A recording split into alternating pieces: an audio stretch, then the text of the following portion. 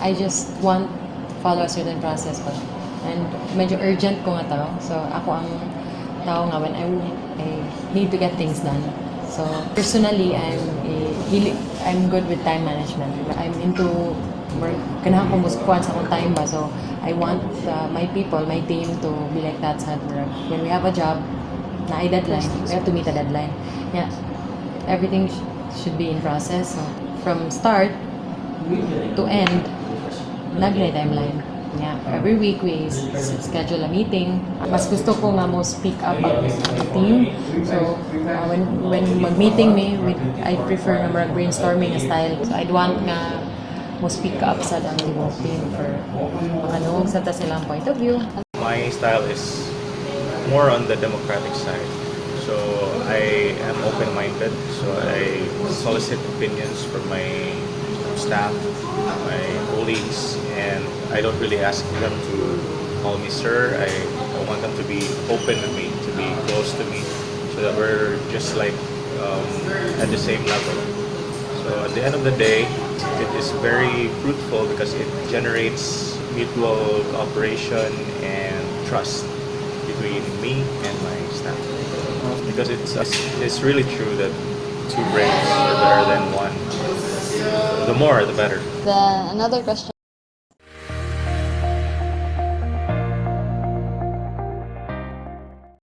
Isa siguro sa mga experiences sa various nga mga challenges nga mga agyan. So for example, among work is to provide a system, let's say wireless or Wi-Fi system.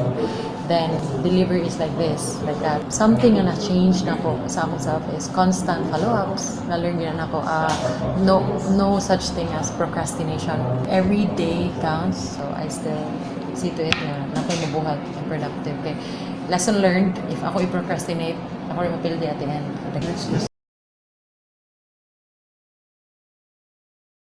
There's a lot, but the main hardship that I've encountered is the setup of the management in the company, because the power plant is owned and operated by a Korean company. It's that the majority of the joint venture is KEPCO, which is Korean Electric Power Corporation.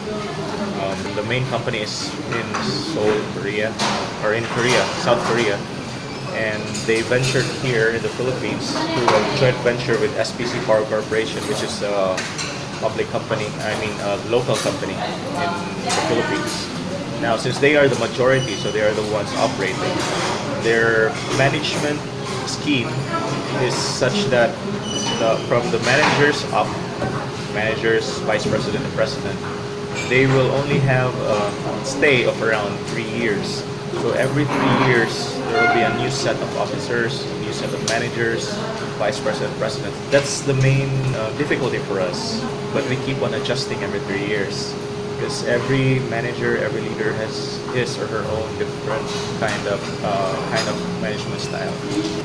Before, when I started, the managers back then were pretty old school, so their ways are different. But as I've observed, after 4 cycles already, the managers have become more younger. Also, the president and the vice president, they have adapted to the Western culture. So the respect on ideas is better nowadays compared to before. Because before they're like, whatever is my idea, that should be followed. But now they would also like to listen to your idea, and so that we can meet halfway or compromise on the best solution for any problem.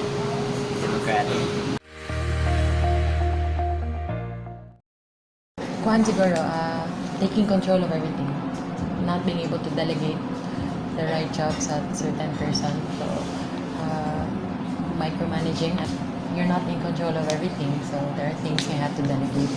So if ako lang, ang pili ako, or like at the end of the day, hindi na ako mahuman because not enough on time. So, for me, I think, naasa yung bandit na mo micromanage. So that's something research siya, takong chances in failing. So, matuog ako ng employee or People fail as a manager if they really don't improve. Because when you're in the management level, there's a tendency that you become lax. You already depend on your subordinates, so they can do everything. So any improvement, you could not foresee any improvement anymore. Or you're not do not want to work harder or improve more. Because to be honest, when we are in this plateau state, it's really just relax in the work. So you just want to stay there. But in reality, for managers to succeed, they should continuously improve.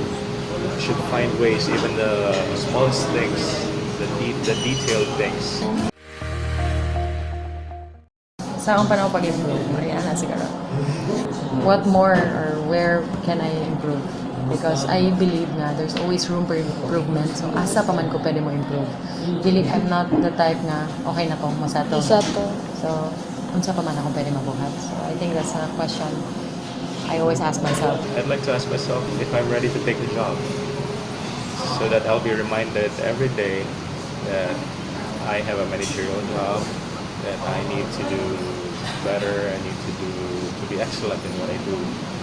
So that's why every meeting that we have, every morning, I've started doing this culture style of having a meeting every morning, so that I can remind my staff and remind myself. I have this habit of making a checklist of what to do at work, so it's pretty good. Managers, patience. If you rush things, you tend to be impulsive. Sa amo, we tend to rush things. So, gusto mo makuha na mo ang tanan na mo gusto. So, without thinking kung sa mga pwede may tabo. So, for example, prior to opening this, daghan ko gi-open nga lain-lain, and then ending up nga wala tarong study, wala na tarongan og make og proper feasibility, wala na pag na-check, wala yung proper feasibility study. In ending, medyo wala siya, die out na dahil namatay siya. Same with my work, kung rush na ako mga butang, I tend to be masayop ko.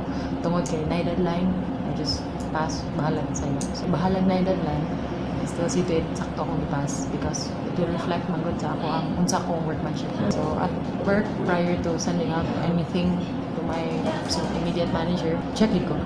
Read every details of the contract or the design, nabakay na sa'yo. Because, human naman, lasay pangitan. So, just be patient. Take things slow. If dili mao, then go back.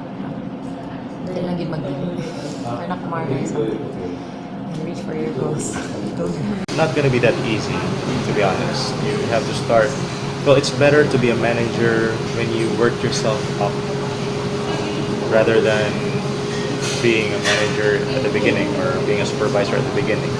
It's better if you climb the stairs manually so that you'll know the different problems that you might encounter and the solutions that you can apply. And don't be too complacent when you get to the plateau stage.